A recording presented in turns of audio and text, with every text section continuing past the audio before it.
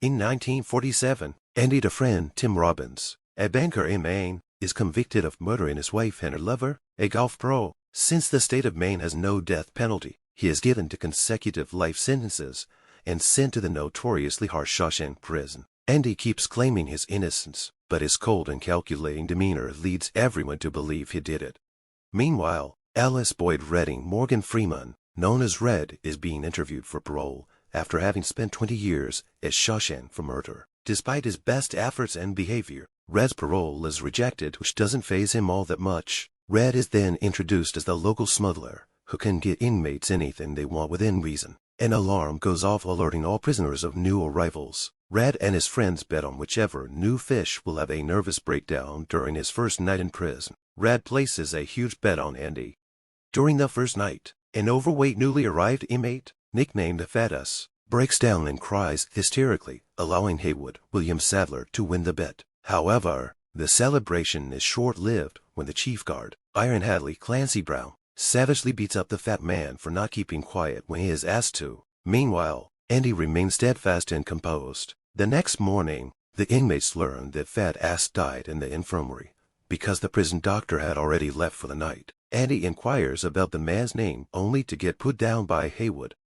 About a month later, Andy approaches Red, having heard of his talents for finding things. He asks Red to find him a rock hammer, an instrument he claims is necessary for his hobby of rock collecting and sculpting. Red asks a few questions about his intentions, which Andy laughs off. Red agrees to place the order and also warns Andy about The Sisters, a group of prisoners who sexually assaults other prisoners, most importantly their leader, Boggs Mark Rolston, who has a crush on Andy. Though other prisoners consider Andy a really cold fish, Red sees something in Andy and likes him from the start. Red thinks Andy intends to use the hammer to engineer an escape in the future, but when he finally sees the tool's actual size, he understands why Andy laughed and laughs too, putting aside the thought that Andy could ever use it to dig his way out of prison.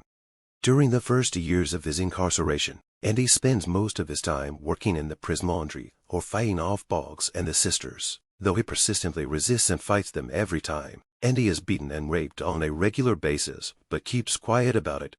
When a work detail for tarring the roof of one of the prison's buildings is announced, Red pulls some strings to get Andy and a few of their mutual friends assigned to the job, giving everyone a break from the usual routine and a chance to enjoy the fine weather. During the job, Andy overhears Hadley complaining about having to pay taxes for an upcoming inheritance. Drawing from his expertise as a banker, and despite being physically threatened by the truculent Hadley, Andy informs Hadley of how he can shelter his money from the IRS by turning it into a one-time gift for his wife. He then offers to assist Hadley in filling out the paperwork in exchange for some cold beers for his fellow inmates. While on the tarring job, Hadley first threatens to throw Andy off the roof, but eventually agrees and do provide the working inmates with cold beers before the job is finished. Red remarks that Andy may have engineered the privilege to build favor with the prison guards as much as with his fellow inmates, but he also thinks Andy did it simply to feel normal again.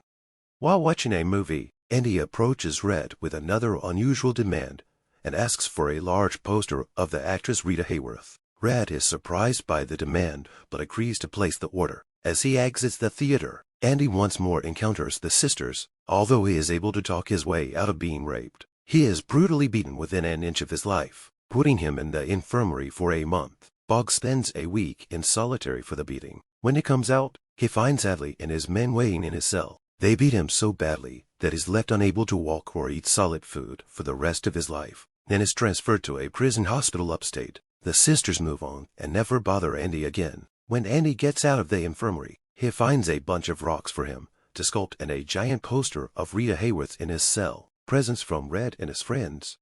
Warden Samuel Norton Bob Dunton hears about how Andy helped Hadley and uses a surprise cell inspection to size Andy up. He finds Andy reading his copy of the Holy Bible and they talk about their favorite verses while the guards are turning the cell upside down looking for illegal possessions. Satisfied with their encounter, the warden leaves and almost forget to give Andy his Bible back. He then encourages Andy to keep reading the Bible, saying salvation lays within. Andy is later advised that he will now work in the prison library with aging inmate Brooks Hadel and James Whitmore. The reason for his transfer is made obvious when a prison guard shows up asking Andy for financial advising. Andy sets up a makeshift desk and starts working, providing financial advising to most prison guards and helping them with their income tax returns. Andy also sees an opportunity to expand the prison library. He starts by asking the Maine State Senate for funds. He writes letters every week. His financial support practice is so appreciated that even guards from other prisons, when they visit for inter-prison baseball matches, seek Andy's financial expertise. Andy's client expands greatly and eventually includes Warden Norton himself. Not long after, Brooks suddenly snaps and threatens to kill Haywood in order to avoid being paroled. Andy is able to talk him down. When his friends discuss Brooks' behavior, Red sympathizes with Brooks having obviously become institutionalized. After spending 50 years at Shawshank, he has become essentially conditioned to be a prisoner for the rest of his life and is unable to adapt to the outside world. Red remarks, "These walls are funny. First you hate 'em, then you get used to 'em. Enough time passes, you get so you depend on them." Brooks is paroled and goes to live in a halfway house. He is also given a job at a supermarket which he hates. Finding it impossible to adjust to life outside the prison, he eventually commits suicide, leaving the message, "Brooks was here," carved on a wooden beam. Andy finds a new mission for himself. He believes he can expand and renovate the library. He begins to write letters to state legislators, asking for funds to buy more books and expand the collection. He is ignored at first, but after 6 years of writing letters, Andy receives $100 from the state for the library, along with a collection of old books and phonograph records. Though the state senate thinks this will be enough to get Andy to halt his letter-writing campaign, he is undaunted and redoubles his efforts. When the donations of old books and records arrive at the warden's office, Andy finds a copy of Mounsart's The Marriage of Figaro among the records. He locks the guard assigned to the warden's office in the bathroom and plays the record over the prison's PA system. The entire prison is soon captivated by the music. Red remarks that the voices of these women made everyone feel free, if only for a brief moment. Outside the office, Norton appears furious at that of defiance and orders Andy to turn off the record player. Andy, sporting a huge smile, responds by turning up the volume. The warden orders Hadley to break into the office, and Andy is sent immediately to solitary confinement for 2 weeks. When he gets out, he tells his friends that the stretch was the easiest time he ever did in the hole because he spent it with Mounsart's Figaro stuck in his head for comfort. When the other prisoners tell him how unlikely that is, he talks about the power that hope can have in prison and that hope can sustain them. Rat strongly disagrees with Andy, claiming that hope is a dangerous thing in a place like Shawshank, and tells Andy he should get used to living without it. Andy implies that this is exactly what Brooks did, and Red leaves the table angry. Not long after, Red has a new parole hearing and realizes he's been in prison for 30 years now. He uses the exact same words he used 10 years earlier, only with no enthusiasm at all. His parole is rejected again. Andy gives him an harmonica to commemorate his 30 years, which Red replies by offering Andy a giant poster of Marilyn Monroe to commemorate his 10 years. About 4 years after the Mounsart incident, the state senate finally comes to the conclusion that they won't get rid of Andy with just another check, so they allow him a budget of $500 a year to expand the library, knocking down a few walls to unused rooms and renovating the space as he planned with his incessant letter campaign. Andy uses the funds wisely and makes deals with book clubs and charities to create the best prison library in the state and names it after Brooks. With the enlarged library and more materials, Andy begins to mentor inmates who want to receive their high school diplomas so they can get decent jobs once they're out. Meanwhile, Warden Norton profits from Andy's knowledge and devises a scheme whereby he puts prison inmates to work on public projects, which he wins by outbidding other contractors. Prisoners are cheap labor. Occasionally, he allows other contractors to score projects as long as the bribe is good enough. Andy launders the money by setting up several accounts in several banks, along with several investments, using the fake identity of Randall Steffens, a man who only exists in paperwork created by Andy himself through his knowledge of the system and mail-ordered forms. Randall Steffens officially has a birth certificate, social security number, and driver's license. Should anyone ever investigate about the scheme, they will chase a man who only exists on paper. Andy shares the details with Red, noting that he had to go to prison to learn how to be a crook.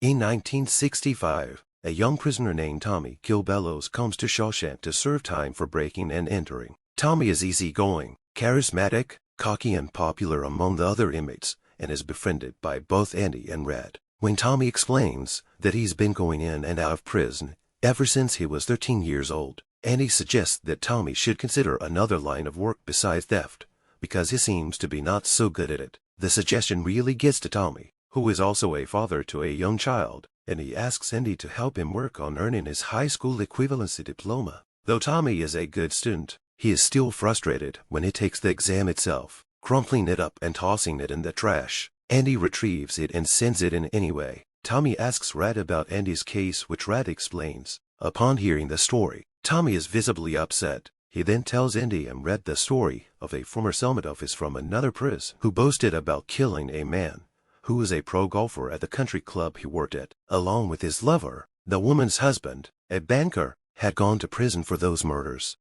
With this new information, Andy, full of hope, meets with the warden, expecting Norton to help him get a new trial with Tommy as a witness. The reaction from Norton is completely contrary to what Andy hoped for. The warden rejects it on the basis that Tommy is lying and was merely trying to curry favor with his mentor. When Andy says emphatically that he would never reveal the money laundering schemes he set up for Norton over the years, the warden becomes furious and orders him to solitary for a month. The inmates discuss the sentence, mentioning it is the longest time in solitary that they've ever heard of. They also realize that Andy may truly be innocent after all, and has spent almost 20 years in prison for a crime he didn't commit. Tommy receives a letter from the Board of Education announcing that he has passed the exam and now owns a high school diploma. A guard passed the news to Andy in his solitary cell, which makes him smile a little. One night, Tommy is escorted outside at night to have a private meeting with the warden. Warden Norton asks him if the story he told Andy is true, and if he would be willing to testify on Andy's behalf. Tommy enthusiastically agrees. The warden smiles at him, before nodding to Hadley to shoot him dead. When the warden visits Andy in solitary, he tells him that Tommy tried to escape and that Hadley had no choice but to shoot him. Andy doesn't buy that story and tells Norton that everything stops and that he's not going to work for him anymore. The warden threatens Andy to shut down the library, burn all the books, and move Andy to a much different cell in a much different part of the prison with the most hardened criminals should he stop working for him. He then leaves and orders Andy to another month in solitary to think about things. When Andy finally comes out of solitary, he and Red have a conversation where Andy talks in a depressed tone about his wife and how much he loved her and feels responsible for her death, even though he didn't pull the trigger. He then talks about his projects should he ever get out of prison. He talks about Zihuatanejo, a beach town on the Pacific coast of Mexico, where he'd like to live for the rest of his life and manage a hotel on the beach. He then asks Red if he join him, to which Red says no, and that he believes he is too far gone like Brooks. He then criticizes Andy for allowing Hope to mess with his mind like that, and that it will only destroy him. Andy agrees and is about to leave when he asks Red if he knows the Buxton, Maine area. He then tells Red about a very specific hayfield where there is a large oak tree at the end of a stone wall. He then asks Red to promise him that, should he ever get paroled, he will seek that oak tree and retrieve something that was hidden among the stones, but refuses to say what it is. Red promises, but is worried about his friend's state of mind. His worries are heightened further when he learns that Andy has asked Haywood for a 6-foot length of rope. Red believes Andy may have finally reached his breaking point and is about to commit suicide. Meanwhile, Norton asks Andy to shine his shoes for him and put his suit in for dry cleaning before retiring for the night. Andy returns to his cell and the guards turn the lights off for the night. Red remarks that it was the longest night of his life. The following morning, Andy has not answered the morning call and is not standing in front of his cell. The guard yells at Andy for not following procedure and walks to his cell, expecting to find a seriously sick or dead Andy. At the same time, Norton becomes alarmed when he finds Andy's shoes in his shoebox instead of his own. The alarm then goes off announcing a missing inmate. Norton rushes to Andy's empty cell and demands an explanation. Hadley brings in Red, but Red insists he knows nothing of Andy's plans. Becoming increasingly hostile and paranoid, Norton starts throwing Andy's sculpted rocks around the cell. When he throws one at Andy's poster of Raquel Welch in the spot previously occupied by Marilyn Monroe, and before that by Rita Hayworth, the rock punches through and into the wall. Norton tears the poster from the wall, revealing a tunnel just wide enough for a man to crawl into. It is revealed in a series of flashback sequences narrated by Red that many years ago, not long after receiving his rock hammer, Andy innocently tried to carve his name on his cell wall when a chunk of it came off. Andy, being a fan of geology, realized that the material the wall was made off of could make it possible for him to dig a hole in case he ever needed to escape. Andy first ordered the giant poster of Frida Hayworth to hide the hole. He then spent years digging at night with his rock hammer and hiding the dirt from his job into his pockets, which he would then empty in the courtyard during his morning walks. Andy did much to keep himself occupied while serving his time as a defense against the institutionalization that could have affected him like it did with Brooks. But when Tommy was killed, Andy decided it was time to try to escape. During the previous night's thunderstorm, Andy wore Norton's clothes underneath his own to his cell, catching a lucky break when no one notices Norton's shiny black shoes on his feet, including Red. He packed many of his belongings, some papers and Norton's clothes into a plastic bag, which he tied to himself with the rope he'd asked for, and escaped through his hole. The tunnel he'd excavated led him to a space between the walls of the prison where he found a sewer main line. Using a rock, he hit the sewer line in time with the lightning strikes and eventually broke it open. After crawling through 500 yards of raw sewage contained in the pipe, Andy emerged in a brook outside the walls. A search team later found his prison clothes, a bar of soap, and a very worn-out rock hammer. While the warden and Red are discovering Andy's escape, Andy walks into the Maine National Bank in Portland, where he had put Norton's money, using his assumed identity as Randall Steffens, and with all the necessary documentation. He closes the account and walks out with a cashier's check. Before he leaves, he asks them to drop a package in the mail, to which they pleasantly agree. He continues his visitations to nearly a dozen other local banks, ending up with some $370,000. The package contains Warden Norton's accounting books, which are delivered straight to the Portland Daily Bugle newspaper along with Andy's written confessions and testimony. Not long after, the Maine State Police storm Shawshank Prison along with several reporters to cover the developing story. Hadley is arrested for the murder of Tommy and is taken away by the state police. According to Red, he heard unfounded rumors through the grapevine that Hadley allegedly started crying like a little girl in the back seat of the police squad car while he was being taken away. Seeing Hadley being taken away in a police squad car and the local district attorney entering the prison with several policemen holding a warrant for Norton's arrest, Warden Norton finally opens his safe in his office, which he hadn't touched since Andy escaped, and instead of his financial ledgers, he finds the Bible he had given Andy with a note to the warden saying that he was right. Salvation did lay within. Norton opens it specifically to the book of Exodus and finds that the pages had all been cut out in the shape of Andy's rock hammer. Norton walks back to his desk as the police pound on his door, takes out a small revolver and shoots himself under the chin. Red remarks that he wondered if the warden thought, right before pulling the trigger, how Andy could ever have gotten the best of him. Shortly after, Red receives a postcard from Fort Hancock, Texas, with nothing written on it. Red takes it as a sign that Andy made it into Mexico to freedom. Red and his buddies kill time talking about Andy's exploits with a few embellishments, but Red falls into a sort of depression from missing his friend. At Red's next parole hearing in 1967, he talks to the parole board about how rehabilitated is just a made-up word, invented to justify their job. He then explains how much he regrets his actions of the past, not because he's in jail but because he knows how wrong it was. He then closes by saying that he has to live with it for the rest of his life, and asking the board to stop wasting his time and leave him alone. His parole is finally granted. He goes to live and work at the same places that Brooks did, even seeing Brooks' message carved into the wooden beam. He frequently walks by a pawn shop which has several guns in the window. At times he contemplates trying to get back into prison, feeling that he has no life outside of prison, where he has spent most of his adult life. But he remembers the promise he made to Andy. He then reveals that he was not looking at the guns, but at the compasses behind the guns, which he eventually buys. Red follows Andy's instructions, hitchhiking to Buxton and finding the stone wall Andy described. Just as Andy said, there is a large black stone. Underneath is a small box containing a large sum of cash and instructions to come find him in Zihuatanejo, although it doesn't name the city just in case. He also says he needs somebody who can get things for a project of his. Red suddenly understands all the power of hope and feels exhilarated by the feelings inside of him. After carving a new message in the wooden beam